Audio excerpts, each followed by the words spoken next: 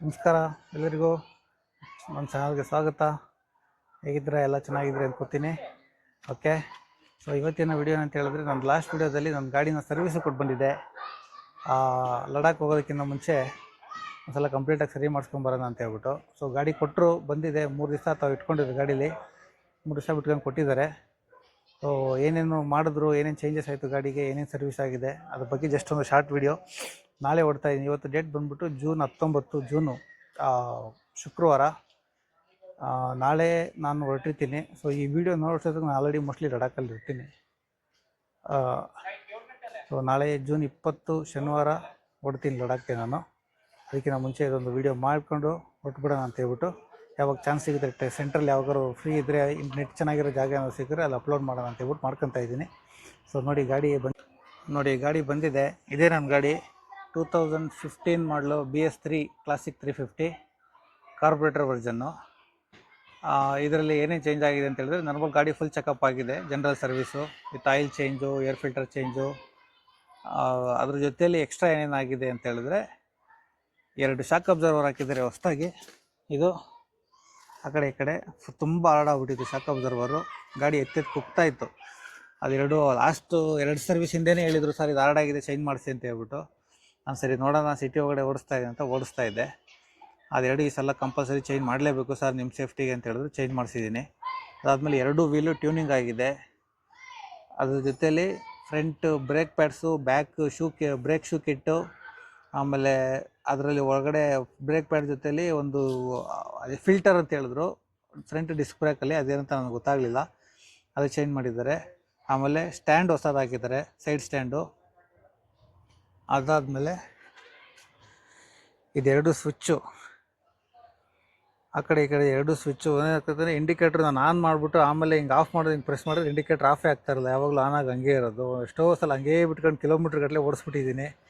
ಅದಾದಮೇಲೆ ಸೆಲ್ಫು ಆಗ್ತಾ ಇರಲಿಲ್ಲ, ಕ್ಲಚ್ ಹಿಡಿದ್ರೆ ಮಾತ್ರ ಸೆಲ್ಫ್ ಆಗ್ತಾಯಿತ್ತು. ಈವನ್ ನ್ಯೂಟ್ರಲ್ ಇದು ಕೂಡ ಕ್ಲಚ್ ಹಿಡಿದ್ರೆ ಮಾತ್ರ ಸೆಲ್ಫ್ ಆಗ್ತಾಯಿತ್ತು. ಆಮೇಲೆ ಈ ಕಡೆ ಮಿರರು ಮುರಿದೋಗಿತ್ತು. ಆ ಮಿರರ್ನ ಈಗ ಸಿಂಗಲ್ ಸಿಕ್ಕಲ್ಲ ಅಂತ ಹೇಳ್ಬಿಟ್ಟು ಕಂಪ್ಲೀಟ್ ಜೋಡಿ 2 ಚೇಂಜ್ ಮಾಡಿಸ್ದೆ. ಆಮೇಲೆ ಕೀ ಸೆಟ್ ಏನಾಗ್ತಿತ್ತು ಅಂತ ಹೇಳಿದ್ರೆ, ಗಾಡಿ ಆನ್ ಮಾಡಿಬಿಟ್ಟು ಕೀ ಎತ್ಕೊಂಡ್ಬಿಡ್ಬೋದಾಯ್ತು ಆರಾಮಾಗಿ. ಆನಾಗಿ ಇರೋದು, ಯಾರು ಬೇಕಾದ್ರೂ ಸ್ಟಾರ್ಟ್ ಮಾಡ್ಕೊಂಡು ಹೋಗ್ಬೋದು. ಅನ್ಲೆಸ್ ಸೈಡ್ ಲಾಕ್ ಹಾಕಿಲ್ಲ ಅಂತ ಹೇಳಿದ್ರೆ ಯಾರು ಬೇಕಾದ್ರೂ ಆನ್ ಮಾಡ್ಕೊಂಡು ತಗೊಂಡೋಗ್ಬೋದಾಯ್ತು, ಆ ಥರ ಸ್ಥಿತಿಲಿ ಇತ್ತು. ಅದು ಫುಲ್ ಕೀ ಸೆಟ್ ರೆಡಿ ಆಯಿತು. ಆಮೇಲೆ ಸೈಡ್ ಇದೊಂದು ಮುರಿದೋಗಿತ್ತು, ಅದು ಚೇಂಜ್ ಮಾಡಿದ್ದಾರೆ. ಆಮೇಲೆ ಮುಂದೆಗಡೆ ನಂಬರ್ ಪ್ಲೇಟ್ ಇದೊಂದು ರಿವೀಟ್ ಹಾಕಿದ್ದಾರೆ. ನಂಬರ್ ಪ್ಲೇಟು ಫುಲ್ ಲೂಸಾಗಿ ಅಲ್ಲಾಡ್ತಾ ಇತ್ತು, ಅದೊಂದು ಚೇಂಜ್ ಮಾಡಿದ್ದಾರೆ. ಇದಿಷ್ಟು ಟೋಟಲ್ ಚೇಂಜು. ವೀಲ್ ಟ್ಯೂನಿಂಗು ಆಲ್ರೆಡಿ ಹೇಳಿದ್ನಲ್ಲ, ಆಯಿತು. ಒಂದು ಮಿರರು ಆರನ್ ಬಂದು ಒಂದೇ ಸೈಡ್ ಬರ್ತಾಯಿತ್ತು, ಅದು ಸರಿ ಮಾಡಿದ್ದಾರೆ. ಪೆಟ್ರೋಲ್ ಟ್ಯಾಂಕ್ ಕ್ಲೀನ್ ಆಗಿದೆ, ಕಾರ್ಬೊರೇಟರ್ ಕ್ಲೀನ್ ಮಾಡಿದ್ದಾರೆ. ಅದು ಬಿಟ್ಟು ಬ್ಯಾಟ್ರಿ ಒಂದು ಸಲ ರೀಚೆಕ್ ಮಾಡಿ ಹಾಕಿದ್ದಾರೆ, ಬ್ಯಾಟ್ರಿ ಪವರ್ ಎಲ್ಲ. ಅದು ಈಗ ಬ್ಯಾಟ್ರಿನೂ ಒಂದು ವರ್ಷ ಮಾತ್ರ ಆಗಿದೆ ಅಷ್ಟೇ. ಡ್ರೈ ಬ್ಯಾಟ್ರಿ 14 ಆಂಪ್ ಹಾಕ್ಸಿದ್ದೆ ನಾನು, ಯಾಕೆಂದರೆ ಆಕ್ಸ್ಲೇಟಲ್ಲಿ ಹಾಕ್ಸ್ದಾಗ ಜಾಸ್ತಿ ಪವರ್ ಡ್ರೈನ್ ಆಗುತ್ತೆ ಅಂತ ಹೇಳ್ಬಿಟ್ಟು ಅದು ಮಾಡಿದ್ದಾರೆ. ಇದಿಷ್ಟು ಗಾಡಿ ಜನರಲ್ ಸರ್ವಿಸ್ ಸೆಂಟ್ರಲ್ಲಿ ಆಗೋದು. ಆಮೇಲೆ ಇದು ಎಕ್ಸ್ಟ್ರಾ ಬಂದ್ಬಿಟ್ಟು, ನಾನು ಈ ಕೆಳಗಡೆ ಇದೊಂದು ಇಂಜಿನ್ ಸಂಪ್ ಕಾರ್ಡ್ ಫಿಟ್ ಮಾಡಿಸ್ಕೊಂಡೆ ಅಲ್ಲೇ ಸರ್ವಿಸ್ ಸೆಂಟ್ರಲ್ಲಿನೇ. Third party separate after market ಇದು. ಅವ್ರು ಹೇಳಿದ್ರು, ಸರ್ ಆಫ್ಟರ್ ಮಾರ್ಕೆಟ್ವರೆಗೆ ಇದೆಲ್ಲ ಆ ಥರ ಸರ್ವಿಸ್ ಸೆಂಟ್ರಲ್ಲಿ ಮಾಡೋಕ್ಕಾಗಲ್ಲ ಸರ್ ಅಂತ. ಹಂಗೇನೋ ರಿಕ್ವೆಸ್ಟ್ ಮಾಡಿ ಅಲ್ಲೇ ಫಿಟ್ ಮಾಡಿಸ್ಕೊಂಬಂದೆ. ಇದು ಬಂದ್ಬಿಟ್ಟು ಮ್ಯಾಕ್ಡಾಗ್ದು ಆಕ್ಸಿಲರಿ ಲೈಟು, ಮ್ಯಾಕ್ಡಾಗ್ ಸ್ಕೌಟ್ ಎಕ್ಸ್ ಇದು. ಇದು ಬಂದು ಅಲ್ಲಿ ಏನಾದ್ರು ನಾನು ನಾರ್ಮಲಾಗಿ ನೈಟ್ ರೈಡ್ ಮಾಡಲ್ಲ ಗಾಡಿ, ಏನಾದರೂ ನೈಟ್ ರೈಡ್ ಮಾಡಿದ್ರೆ ಬೇಕಾಗುತ್ತೆ, ಏನಾದ್ರು ಅನಿವಾರ್ಯ ಪರಿಸ್ಥಿತಿಯಲ್ಲಿ ಓಡಿಸ್ಬೇಕಾಗಿ ಬಂದರೆ ಇರಲಿ, ಹೈವೇಗಳಲ್ಲಿ MT ಹೈವೇಗಳಲ್ಲಿ ಲೈಟ್ ಬೇಕಾಗುತ್ತೆ ಅಂತ ಹೇಳ್ಬಿಟ್ಟು ಹಾಕ್ಸಿದ್ದೀನಿ. ಇದೊಂದು 11,000 ರೂಪಾಯಿ ಆಯಿತು complete. Light, wiring, fitting, switch ಎಲ್ಲ ಸೇರಿ, ಕ್ಲ್ಯಾಂಪ್ ಎಲ್ಲ ಸೇರಿ. ಅದು ಬಿಟ್ಟು ಕಂಫರ್ಟ್ ವೈಸು ಇದೊಂದು ಗ್ರ್ಯಾಂಡ್ ಪಿಟ್ ಸ್ಟಾಪ್ದು ಒಂದು ಏರ್ ಬಬಲ್ ಸೀಟ್ ಹಾಕ್ಸಿದ್ದೀನಿ ವಿತ್ ಪಂಪು. ಎಷ್ಟು ಬೇಕೋ ಅಷ್ಟು ನಮಗೆ ಪಂಪ್ ಮಾಡ್ಕೊಬೋದು. ನಮಗೇನಾದ್ರು ಏರ್ ಜಾಸ್ತಿ ಇದೆ ಅಂದರೆ ಇಲ್ಲಿ ಲೂಸ್ ಮಾಡ್ಕೊಬೋದು, ರಿಲೀಸ್ ಮಾಡ್ಕೊಂಡು ಲಾಕ್ ಮಾಡ್ಕೊಬೋದು. ಕಂಫರ್ಟಬಲ್ ಆಗಿರುತ್ತೆ, ಲೋಯರ್ ಬ್ಯಾಕ್ ಪೈನ್ ಆಗೋಲ್ಲ, ಒಂದು ಸ್ವಲ್ಪ ಏರಲ್ಲಿ ಕುಂತಿರೋ ಥರ ಇರುತ್ತೆ. ಬಟ್ ಒಂದೇ ಒಂದು ಡ್ರಾಬ್ಯಾಕ್ ಏನಂತ ಹೇಳಿದ್ರೆ, ನಾವು ಜಾಸ್ತಿ ಏರ್ ಪಂಪ್ ಮಾಡಬಾರ್ದು. ಫುಲ್ ಪಂಪ್ ಮಾಡಿದ್ರೆ ನಮಗೆ ಸೀಟ್ ಮೇಲೆ ಕುಂತಿರೋ ಫೀಲೇ ಆಗೋಲ್ಲ, ಏನೋ ಏರಲ್ಲಿ ಇದ್ದೀವಿ ಅಂತ ಹೇಳ್ಬಿಟ್ಟು ಬೌನ್ಸ್ ಆಗ್ತಾ ಇರುತ್ತೆ. ಸೊ ಒಂದು 50 to 60% ಏರ್ ಇಟ್ಕೊಂಡ್ರೆ ಯಾವಾಗಲೂ ಒಳ್ಳೆಯದು. ಅವಾಗ ಏನಾಗುತ್ತೆ, ಅದು ಥರ ಸ್ಪ್ರೆಡ್ ಆಗ್ತಾ ಇರುತ್ತೆ, ವೆಯ್ಟ್ ಡಿಸ್ಟ್ರಿಬ್ಯೂಷನ್ ಚೆನ್ನಾಗಿರುತ್ತೆ. ಇದೊಂದು ಟ್ಯಾಂಕ್ ಬ್ಯಾಗು, ಇದು ನಾರ್ಮಲಾಗಿ ಯಾವಾಗಲೂ ನನ್ನ ಗಾಡಿ ಇರುತ್ತೆ. ಇದು ಏನಕ್ಕೆ ಅಂತ ಹೇಳಿದ್ರೆ ಏನಾದ್ರು ಚಿಕ್ಕದೊಂದು ವಾಟರ್ ಬಾಟ್ಲ್ ಏನಾದ್ರು ಇಟ್ಕೊಬೋದು. ಅದು ಬಿಟ್ಟು ಇದರಲ್ಲಿ ಮೇಯ್ನ್ ನನಗೆ ದೊಡ್ಡ ಇದ್ರದ್ದು ಇಂಪಾರ್ಟೆಂಟ್ ಬೆನಿಫಿಟ್ ಏನಂತ ಹೇಳಿದ್ರೆ ಪೆಟ್ರೋಲ್ ಕ್ಯಾಪಿಂದ ನೀರು ಹೋಗಲ್ಲ ಒಳಗಡೆ. ಈ ರಾಯಲ್ ಎನ್ಫೀಲ್ಡ್ ಕ್ಲಾಸಿಕ್ 350 ಏನು ಒಂದೇ ಒಂದು ಪ್ರಾಬ್ಲಮ್ ಅಂತ ಹೇಳಿದ್ರೆ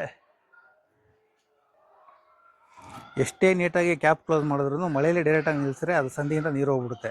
ಅದು ಹಳೆ ಗಾಡಿಗಳು ಅದೊಂದು ಪ್ರಾಬ್ಲಮ್ಮು. ಹಾಗಾಗಿ ಇದಿತ್ತು ಅಂತ ಹೇಳಿದ್ರೆ ನನಗೆ ಮಳೆ ನೀರು ಟ್ಯಾಂಕ್ ಹೋಗುತ್ತೆ ಅನ್ನೋ ಸಮಸ್ಯೆ ಇರಲ್ಲ. ಮಳೆ ನೀರು ಹೋಯಿತು ಅಂತ ಹೇಳಿದ್ರೆ ಅದರೊಳಗಡೆ ಹಿಡಿಯುತ್ತೆ, ಟ್ಯಾಂಕ್ ಒಳಗಡೆ ರೆಸ್ಟ್ ಹಿಡಿಯುತ್ತೆ, ಅದರೊಳಗಿಂದ ಕಾರ್ಬೋರೇಟ್ರಿಗೆ ಹೋಗುತ್ತೆ, ಕಾರ್ಬೋರೇಟ್ರ್ ಒಳಗಡೆ ರೆಸ್ಟ್ ಹಿಡಿಯುತ್ತೆ. ಅದೆಲ್ಲ ಸಮಸ್ಯೆ. ಆಲ್ರೆಡಿ 3ನೇ ಕಾರ್ಬೋರೇಟ್ರ್ ಇದು ಹಾಕ್ಸಿರೋದು. ಈ ಸಲ ಇದು E20 ಕಾರ್ಬೋರೇಟ್ರ್ ಹಾಕ್ಸಿದ್ದೀನಿ ಹೊಸದು. ರಾಯಲ್ ಎನ್ಫೀಲ್ಡ್ ಅವರು 350 ಇಂಜಿನ್ಗೆ ಮಾತ್ರ ಅಂತ ಹೇಳ್ಬಿಟ್ಟು ಹೊಸ E20 ಕಾರ್ಬೋರೇಟ್ರ್ ಬಿಟ್ಟಿದ್ದಾರೆ. So E20 ಕಾಂಪೇಟಿಬಲ್.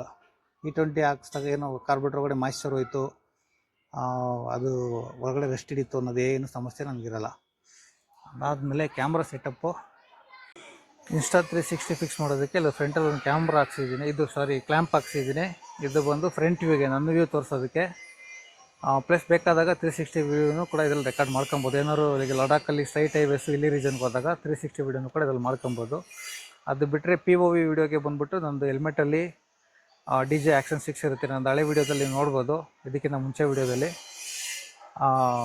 ಅದು POV ವೀಡಿಯೋ ಇರುತ್ತೆ. ಅದರಲ್ಲಿ ಮಿಕ್ಕಿದ ರೆಕಾರ್ಡ್ ಮಾಡ್ಕೊತ ಹೋಗ್ತೀನಿ.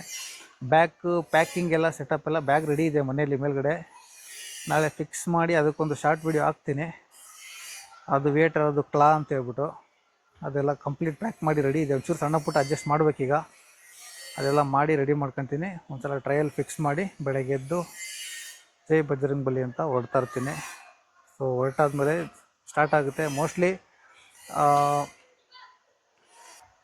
Mostly up to date daily ಅಥವಾ ಈ ವಿಡಿಯೋ ಹೆಂಗಾಗುತ್ತೆ ಹಂಗೇನೆ ಲಡಾಖಿಂದ ಕೊಡೋಕ್ಕೆ ಸಾಧ್ಯ ಇಲ್ಲ ಅನಿಸುತ್ತೆ. ಅಲ್ಲಿ ನೆಟ್ ಕಂಡೀಷನ್ನು ಯಾವ ಥರ ಸ್ಪೀಡ್ ಇರುತ್ತೆ, ಇಂಟರ್ನೆಟ್ಟು ಅದೆಲ್ಲ ಡಿಪೆಂಡ್ ಆಗುತ್ತೆ. ಎಡಿಟ್ ಮಾಡೋಕ್ಕೆ ಟೈಮ್ ಇರಲ್ಲ. ಸೊ ಎಲ್ಲ ವೀಡಿಯೋಗಳು ಮಾಡ್ಕೊಬಂದು ಇಲ್ಲಿ ಬಂದಮೇಲೆ ಹಾಕ್ಬೋದು. ಒಂದು 20-25 ದಿವಸ ಆಗುತ್ತೆ. ಈ ವಿಡಿಯೋ ಸೆಂಟ್ರಲ್ಲಿ ಯಾವಾಗಾದ್ರು ಅಡ್ಜಸ್ಟ್ ಮಾಡಿ ಹಾಕ್ಬಿಡ್ತೀನಿ ಎಡಿಟ್ ಮಾಡಿ. ಆ ವಿಡಿಯೋಗಳು ಲಡಾಖ್ ವೀಡಿಯೋಸ್ ಮಾತ್ರ ಸ್ವಲ್ಪ ಲೇಟ್ ಆಗ್ಬೋದು. ಗ್ರ್ಯಾಜುವಲಾಗಿ ಎಡಿಟ್ ಮಾಡಿ ಹಾಕ್ತಾ ಹೋಗ್ತೀನಿ ಯಾವಾಗ ಟೈಮ್ ಸಿಗುತ್ತೆ. ಮೋಸ್ಟ್ಲಿ ಬೆಂಗಳೂರಿಗೆ ಬಂದಮೇಲೆ, ಅದಕ್ಕಿಂತ ಮುಂಚೆ ಆದರೆ ಖಂಡಿತ ಹಾಕ್ತೀನಿ.